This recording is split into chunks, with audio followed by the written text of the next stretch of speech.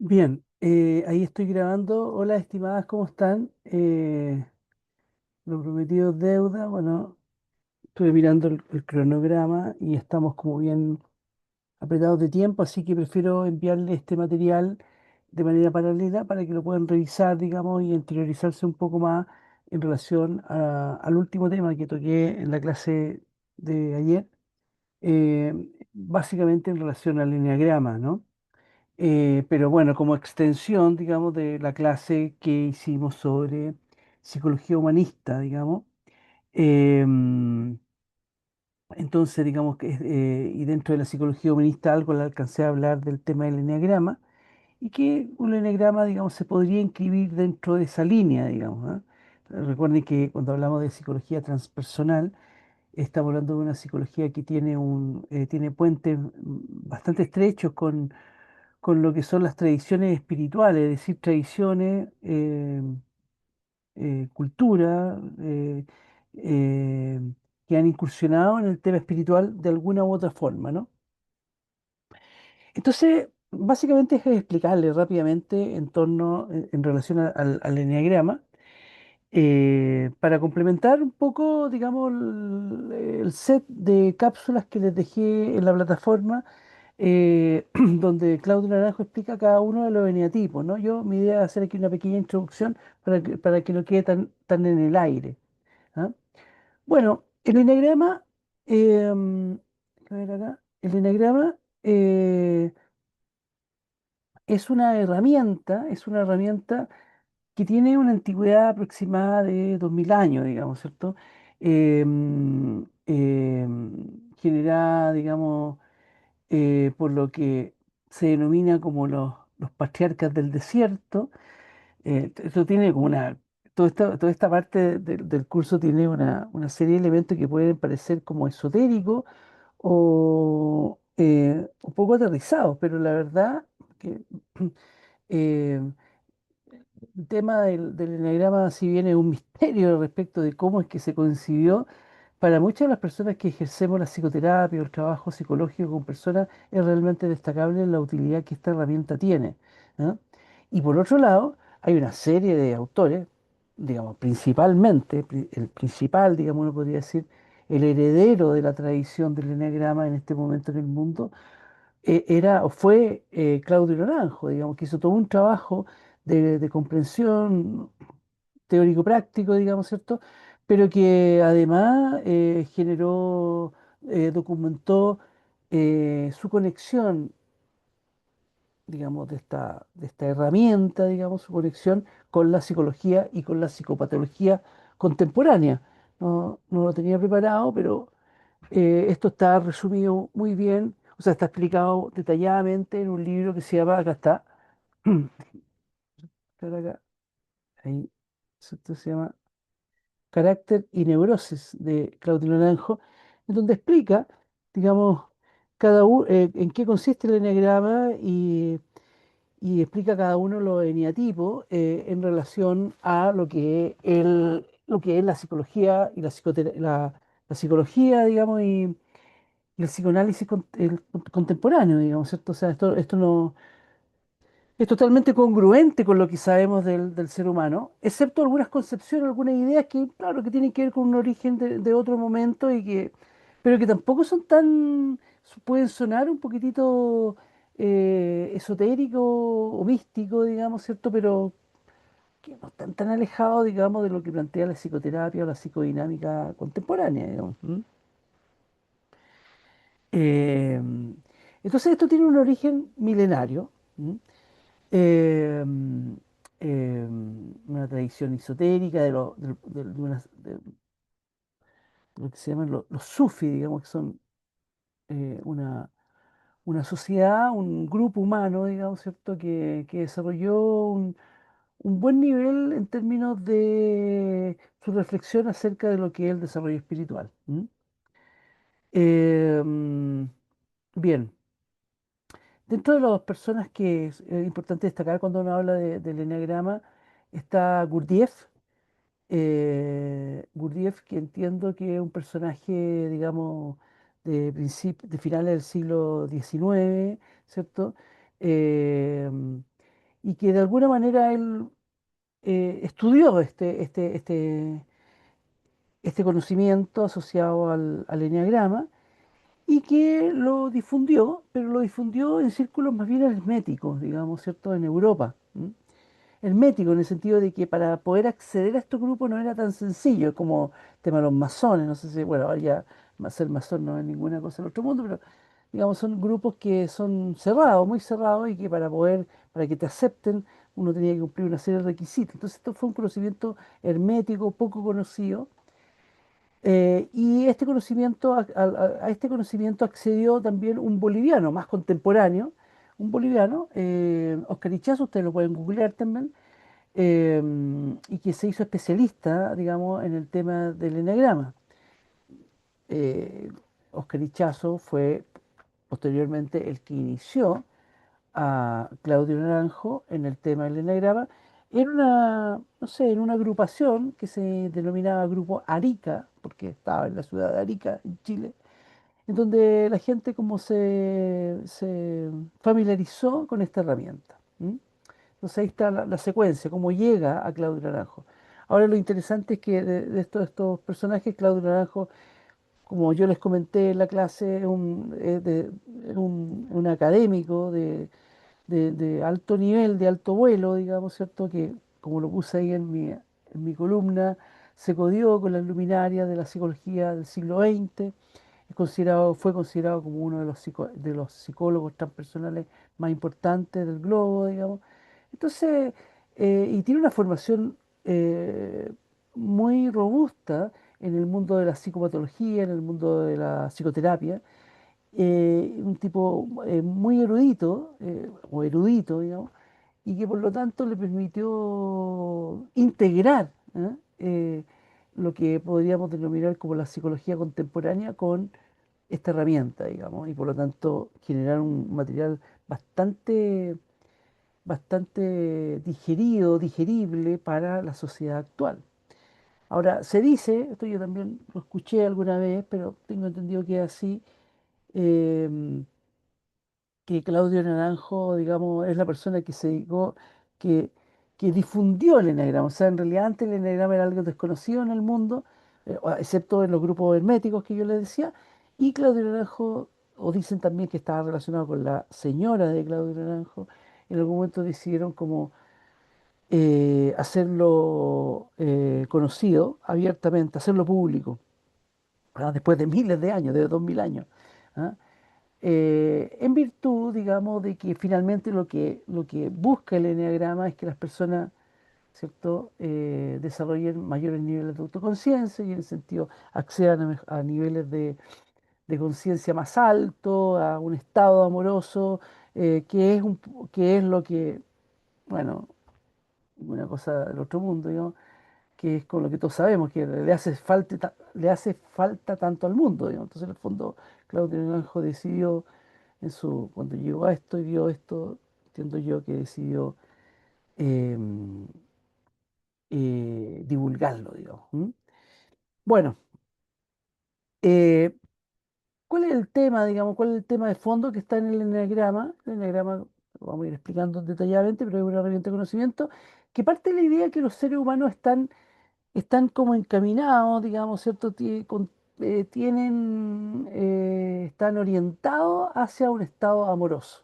¿Ah? Fíjese que la palabra amoroso aquí no tiene nada que ver con la idea del amor romántico, digamos, ¿cierto? Sino que tiene que ver con un estado como le señalaba yo, de autoactualización, como decía Maslow, digamos, ¿cierto? En esa línea, ¿no?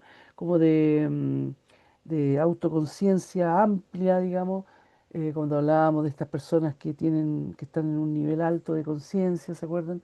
En la clase, digamos, tiene que ver con eso, con que supone eh, eh, esta herramienta o este conocimiento que se generó en torno al enneagrama supone parte de la idea de que el ser humano está lanzado hacia un desarrollo amoroso, por así decirlo, ¿no?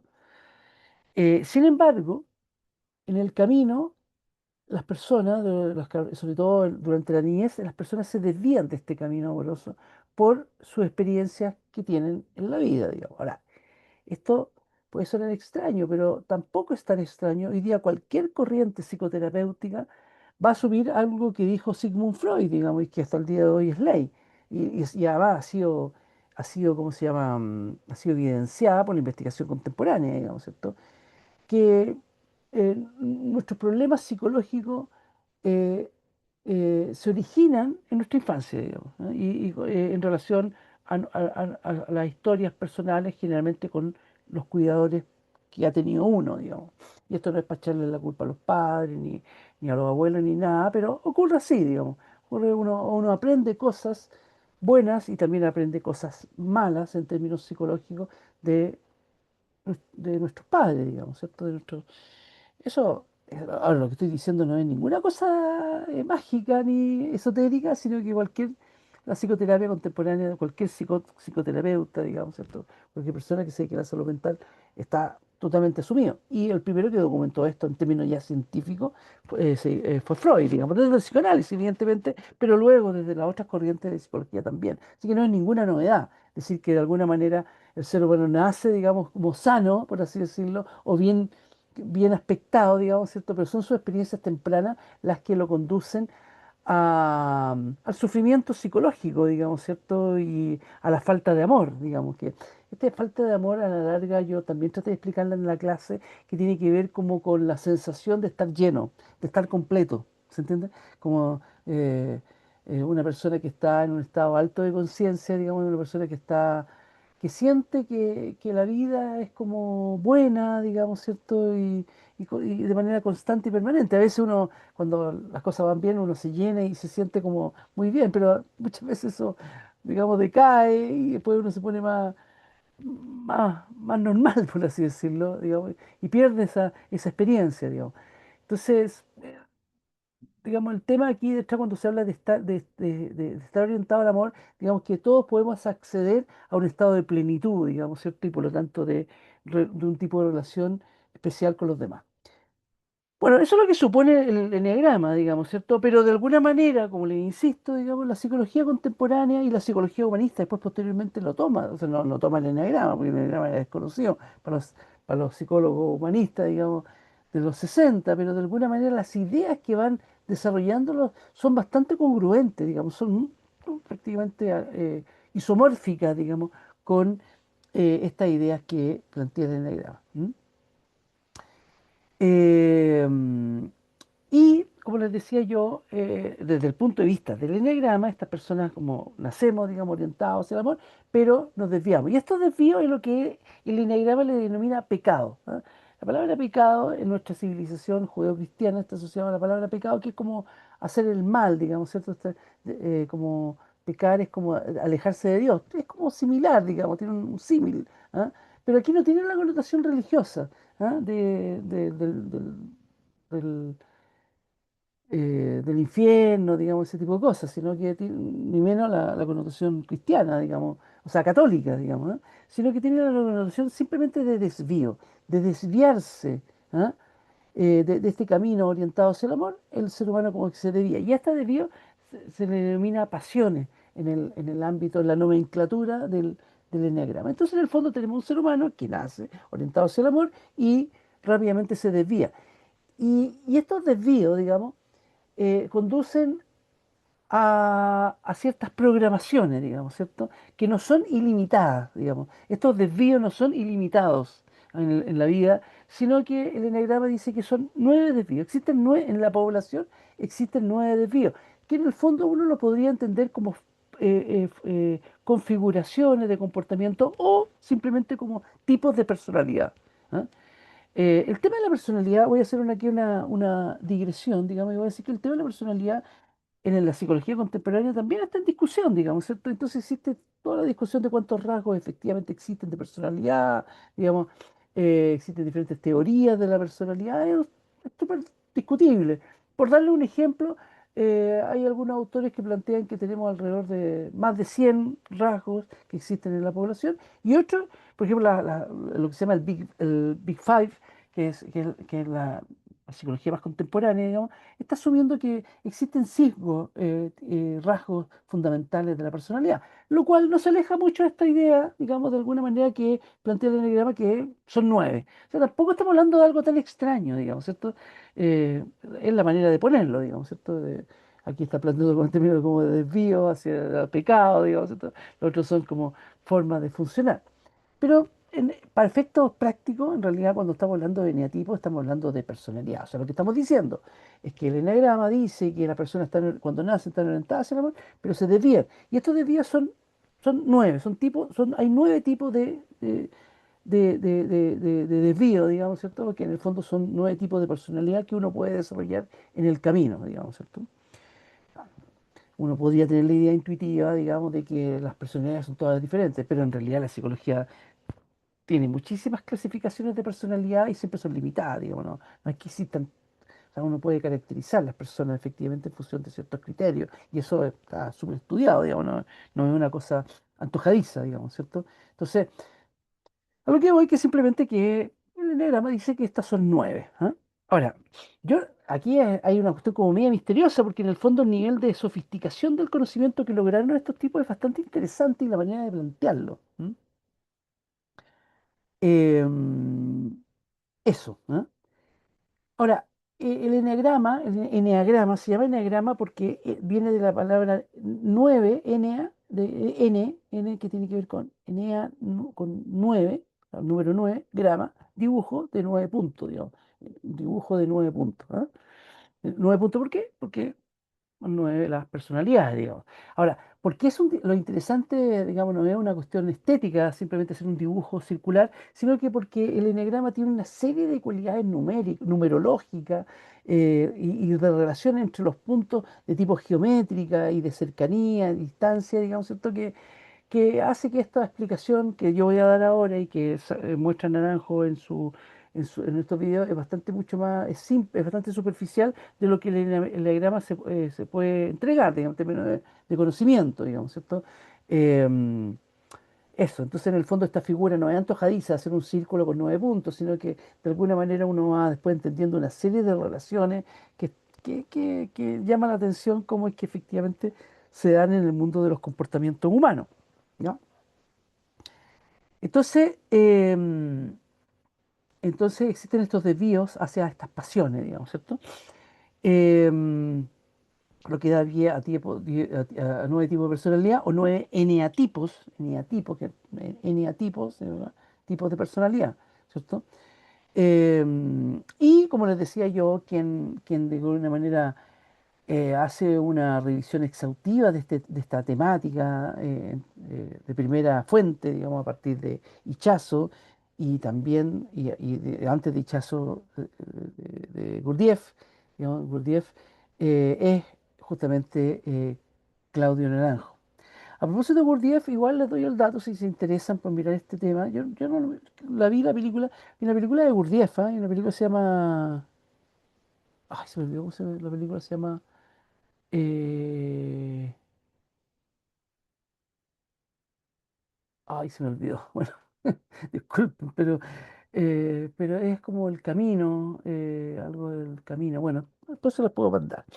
¿Ya? O sea, ahí uno puede ver un poco la vida de Gurdjieff, digamos que es bastante interesante también. Toda una búsqueda, digamos. Una búsqueda espiritual, ¿ah? Por el fondo tiene que ver con eso. Bueno, eso es un poco lo que uno puede decir de Edipo. Ahora, una cosa importante es decir que el eneagrama es una herramienta de autoconocimiento. ¿Ah? Esto es súper importante porque en el fondo, ¿qué es lo que se busca en el eneagrama? El eneagrama se busca que uno revise los 9 tipos, digamos, de personalidad y al analizarlo y al revisarlo en función de la bibliografía que existe, digamos, los libros que se han escrito, digamos, de las descripciones que hacen los maestros en esto, uno vaya identificando cuál es el eneatipo o la fijación, en términos de pasiones o que uno tiene, digamos, ¿cierto? ¿Cuál es el eneatipo predominante? Ahora, ¿por qué? No porque vaya a encontrarlo, sino que porque justamente al realizar ese proceso de profundización se hace más fácil ir encontrando ciertas automatizaciones, respuestas automáticas emocionales. Son estas respuestas que hicieron que uno se desviara, digamos, ¿cierto? y que están muy presentes en uno, pero que uno no las ve, y por lo tanto están inconscientes, no son conscientes. Ahora, esta idea de que estas automatizaciones que aprendimos o que desarrollamos en nuestra infancia son el origen de nuestro sufrimiento, de nuestras debilidades en términos psicológicos, tampoco es ninguna cosa del otro mundo, digamos. O sea, cualquier psicólogo que trabaja en psicoterapia o psiquiatra que trabaja en psicoterapia, digamos, lo da por sentado y claro, cada uno tiene su teoría respecto a cómo esto se produce, pero de que efectivamente estamos hablando de aprendizajes eh, y aprendizajes, uno podría decir, emocionales, y por eso estamos hablando de esto, es que eh, son los que originan, por así decirlo, el sufrimiento humano, digamos. ¿M? Entonces, en el fondo, el hecho de ir interiorizándose, ir conociendo los eneatipos, después ir llegando a tu eneatipo, en el fondo te permite ir, en el fondo lo que permite, esto lo estoy diciendo de manera muy superficial, y porque este no es un curso de autoconocimiento, ni mucho menos, pero en el fondo lo que te permite es ir desprogramando, ¿cierto? Estas automatizaciones que hemos desarrollado tempranamente. ¿M? Eh, y para eso, el tema principal tiene que ver con la conciencia respecto, la autoconciencia respecto de nuestro funcionamiento emocional. ¿M? Bien, eso es un poco. Entonces, el objetivo es ese. Lo digo porque, o sea, el objetivo del enneagrama es ese, digamos que es una herramienta de autoconocimiento, o sea, es una herramienta para que uno mismo se conozca a sí mismo, no para que otra persona te venga a decir o a diagnosticar qué tipo de eneatipo eres. Esa fórmula está súper. Una vez que se dio a conocer el eneagrama, aparecieron muchas otras formas de entender el eneagrama y en la mayor parte del conocimiento que existe, por ejemplo, en Internet sobre el eneagrama, apunta a que alguien te va a decir a través de un test qué tipo eres y con eso estamos listos. Y la verdad es que eso no tiene nada que ver, o sea, no, de partida no está hecho, esto no está hecho para que alguien te diagnostique, sino que para que uno se autodescubra, que es muy diferente. ¿Ah? Y el tema no es tanto tener, ¿de qué te sirve saber, por ejemplo, que eres un N-tipo tanto si tú no sabes por qué, no te das cuenta por qué lo eres, digamos? Por eso es que es una herramienta de autoconocimiento. No tiene ningún sentido hacerse, está lleno de tests, van a encontrar tests en internet sobre, descubra su N-tipo, es lo más absurdo que puede existir una herramienta como esa, digamos, ¿cierto? Porque en el fondo el trabajo es un trabajo muy artesanal y que tiene que ver de uno con uno mismo, digamos, ¿ya? Ahora, vamos a explicar, voy a decirlo muy rápidamente porque en la diapo de Claudio Naranjo, perdón, en los videos de las cápsulas de Claudio, explica también detalladamente cada uno de los tipos. Pero esto es como una introducción, ¿no? Ahí está el nombre del libro que les mostré, ¿cierto? Y aquí hay otro libro que es de Naranjo, digamos, que es uno de los últimos libros, no de los últimos, esto lo escribió como el 2007, creo, ¿cierto? Que se mete ya de lleno en el tema de la educación, ¿no? Cambiar la educación para cambiar el mundo. Aquí está el eneatipo, el dibujo del eneagrama. Si se fijan bien, a la base tiene un tres eneatipo, que es el 3, el 6 y el 9. La pereza, la vanidad, el temor y la pereza, ¿cierto? Conforman, eso de los que les acabo de nombrar, conforman un triángulo que está en el centro, digamos, ¿cierto? Y luego están los otros enetipos, el enetipo uno que es la ira, el enetipo 2 el orgullo, el 3 la vanidad. En el fondo, fíjense que son como, uno puede decir, son como emociones, digamos, ¿cierto? O pasiones le llaman ellos, ¿cierto? Que están como a la base del funcionamiento emocional de cada uno de estos eneatipos. ¿Eh? El 5 está la avaricia, el 6 el temor, el 7 la gula y el 8 la lujuria. Ojo que no es que un eneatipo sea mejor que otro, son todos iguales, digamos. En el fondo no tiene que ver con que uno esté bien y el otro esté mal. Otra cosa es decir que hay ciertos eneatipos que son, entre comillas, son bien vistos por la sociedad y otros que son mal vistos, pero da lo mismo. Todos los eneatipos son tan buenos como malos, digamos, ¿cierto? Lo interesante es ir descubriendo el propio eneatipo. Voy a escribir rápidamente cada uno de estos eneatipos, digamos. Otra cosa importante antes de decir es que, por ejemplo, en el libro, en el estructura y carácter, y también en los cápsulas, si que no me equivoco, también hay una preocupación por mostrar que el eneagrama también muestra, documenta que, que los rasgos físicos, o sea, que el eneatipo no solamente influye en la construcción de cómo uno funciona psicológicamente, sino que muchas veces, sino que también eh, es posible que, o sea, el eneatipo se expresa también físicamente en las personas, al punto de que muchos maestros, digamos, que están metidos en estos temas, son capaces de mirar la foto de una persona y descubrir cuál es el eneatipo, digamos, ¿cierto? Eh, Ahora, no es para que se lo digan, sino que en el fondo, cuando uno hace trabajo de autoconocimiento, también a veces conviene trabajar con otra persona que te vaya ayudando a descubrir, digamos. ¿Mm? Pero a lo que voy es que aquí van a aparecer algunas caricaturas o dibujos, o digamos bien retratos, tipos caricaturas, digamos, ¿cierto? Que de alguna manera retratan, digamos, cómo es que esto se da en lo físico también. ¿M? Lo tengo el uno que tiene que, espera, en la indolencia, no, ese es el 9, ¿cierto?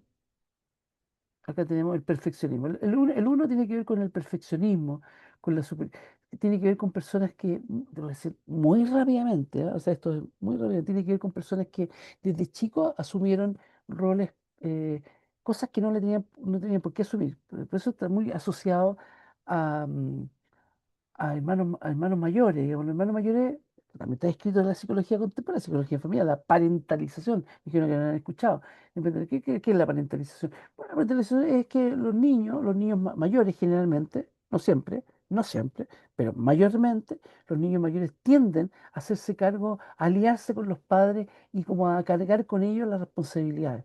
Entonces, en el fondo aprenden como a que las cosas como se deben hacer en función de lo que dicen los padres y aprenden como a dirigir al mundo, digamos, y a ser muy críticos con los demás, con los hermanos más chicos, digamos, ¿cierto? Esto no se debe hacer, ¿sí? Entonces eh, empiezan a desarrollar un cierto rasgo de perfeccionismo y por lo tanto, como hacen las cosas mejor, eh, adoptan una posición de superioridad y de crítica, ¿cierto? Entonces, muchas veces andan como molestos con la vida, digamos, ¿cierto? Como que esto no deberían ser las cosas así, las cosas se deben hacer de esta manera. Entonces, la rabia aparece como, ¿cierto? Como una cosa importante. Ahí hay una imagen de un... Bueno, y así con los demás, pues el orgullo que tiene que ver con personas con personas que de alguna manera también tiene que ver con una cierta sensación también de menoscabo interno, digamos, ¿cierto? Que lo lleva, digamos, a desarrollar una cierta maniobra que Naranjo le llama la generosidad egocéntrica, que en el fondo es como aprender a como a ser, entre comillas, una buena persona o buena onda con los demás, pero no por buena onda, sino que porque al hacerlo se dan cuenta que el otro le va a tomar estima. Entonces, ese es como el tema del orgullo, lo que lo lleva a sentirse como una persona, como los demás lo reconocen, que es una buena persona, se siente como validado, pero en el fondo hay un menoscabo, ¿no? Em, la vanidad tiene que ver, este es un tipo bastante interesante, la vanidad tiene que ver con personas que desde chicos se acostumbraron a ser reconocidos por los otros, digamos, ¿cierto? Por alguna característica, generalmente física, ¿cierto? O comportamental, digamos, ¿cierto? Por ejemplo, tener los ojos bonitos o ser muy estudioso. Entonces la gente dice, ¡oh, qué buen niño que es Pedrito!, ¿cierto? Mira qué linda figura tiene, qué bonitos ojos tiene este niñito, ¿cierto? Entonces en el fondo, como que estas personas como que se empiezan a dar cuenta que es muy importante responder a los demás. Entonces, en el fondo, hay todo un desarrollo que tiene que ver con construirse en función de la mirada de los demás, digamos, ¿cierto? Son personas que se transforman tratan de tener un buen cuerpo, digamos, canónico a la cultura en que están, tratan de ser eficientes, etcétera, etcétera. Y hay toda una lógica psicológica que se va fomentando, digamos, ¿cierto? Entonces son personas muy eficientes, son muy perfeccionistas, son muy fijados en lo que los demás dicen, entonces son muy sensibles también a lo que los demás dicen. Bueno, todo esto en estas descripciones yo lo estoy explicando de manera muy rápida, pero en el fondo, claro, hay como debilidades, pero también hay fortaleza, digamos, ¿cierto? Por ejemplo, el mismo 3 es una persona que es capaz de, cuando ya está más desarrollado, es capaz de leer lo que los otros esperan, entonces, o incluso de sacarle la película al que está al frente, digamos, entonces sabe mucho acerca de los demás. ¿Eh? La envidia ahí está la figura del vanidoso y sale una vanidosa, digamos, entonces como muy acinturada ella, así como, ¿entendés? Naranjo también lo explica. La vanidad tiene que ver con una sensación como también de menoscabo, tiene que como por alguna razón me siento siento que hay algo que me criticaron mucho cuando chico, porque yo, no sé, me siento así, hay una sensación de como de baja autoestima, ¿cierto? Y por lo tanto de mucho sufrimiento. Entonces estas personas se caracterizan por tener una pobre imagen de sí mismas, ¿cierto? Eh, por un sufrimiento intenso, por lo tanto viven las cosas muy intensamente, pero también son muy solidarias, cuando ven a otra persona sufriendo, son muy solidarias, son muy empáticas. El vanidoso, perdón, el envidioso es una persona que es muy empática, tiene esa fortaleza, digamos, ¿cierto? Porque se conecta muy bien con el sufrimiento del otro, digamos, ¿m? Muy histriónico.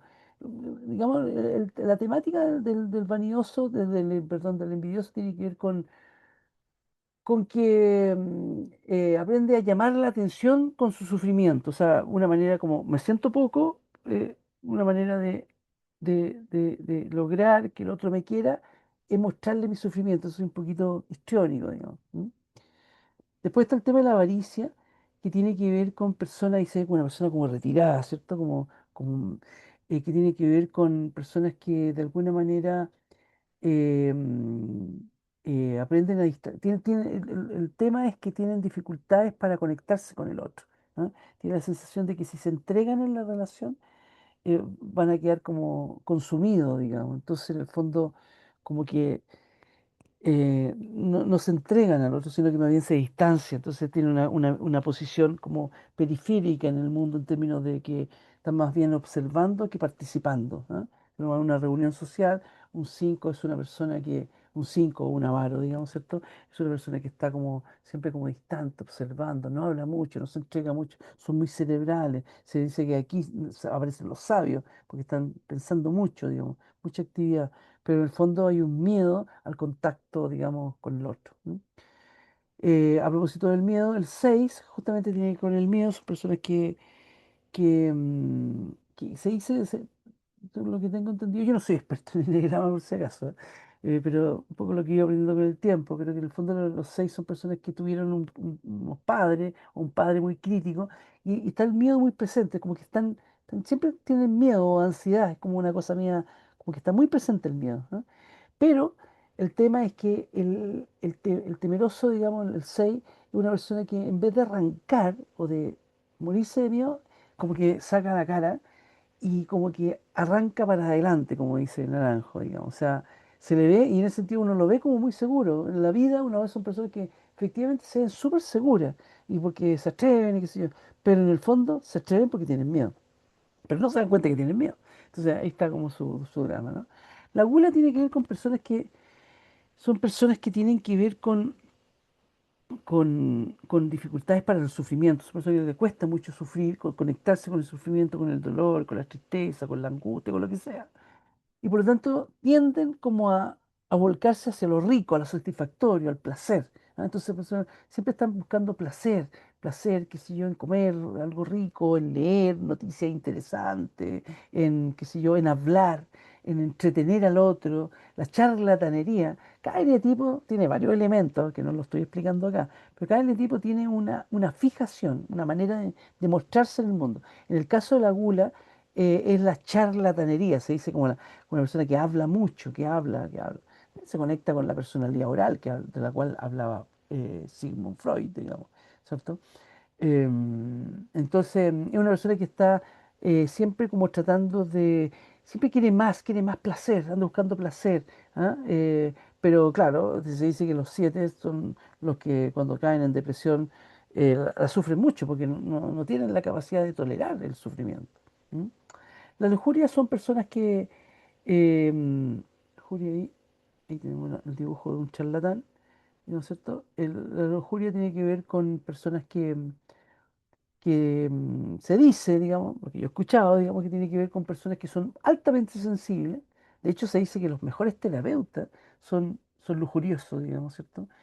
Em, Porque son personas muy sensibles, capaces de captar al otro con muy facilidad, pero en su niñez tuvieron experiencias muy dolorosas, lo que hizo que esta sensibilidad, que es como un núcleo sensible, quedara como cubierta de una coraza, ¿cierto? Entonces hay un distanciamiento con el mundo en términos de que tienen una coraza, se ven como personas muy rudas, ¿cierto? Como que se paran, son fuertes, digamos, ¿cierto? Pero tienen un corazón de abuelita, digamos, textual. Entonces, la fijación tiene mucho que ver con buscar experiencias intensas, ¿no? Por ejemplo, con drogas, ¿cierto? Se inyectan droga o hacen cosas extremas, digamos, para sentir algo, ¿ah? Como meterle harta chala al auto y 200 kilómetros por hora, digamos, meterse, no sé, alguna droga, ¿cierto? O copete, ¿cierto? Eh, entonces, tienen un rasgo de medio de sadismo también, ¿cierto? De hacer sufrir al otro. Lujurioso, lujurioso. Sexo, alto sexo, ¿cierto? Intensidad, busca la intensidad.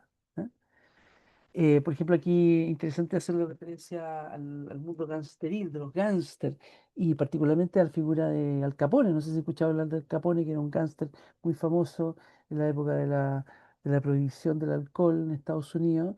Era un tipo muy violento, ¿cierto? Pero por otro lado, se sabía que iba a la ópera y lloraba, digamos, ¿cierto? Se emocionaba y pues, le gustaba la ópera, le gustaba la intensidad de la ópera. Entonces, en el fondo, a ese Ahí se cuenta.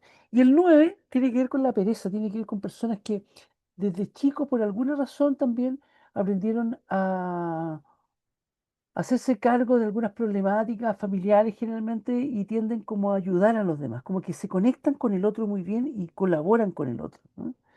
Entonces son personas muy cariñosas, muy empáticas y muy serviciales, ¿eh? Son muy cálidas, por lo tanto y por lo tanto son muy agradables, digamos, los nueve. El problema de los nueve es que la pereza tiene que ver con que se orientan tanto hacia los demás que, que no le dan ganas de conectarse consigo mismo. Entonces están súper desconectados consigo, están muy conectados a los demás, pero cualquier cosa que tenga que ver con autoconocimiento, como que lo rechazan, como que no quieren conectarse con eso, tienen una dificultad ahí, digamos. Eso es un poco el enneagrama.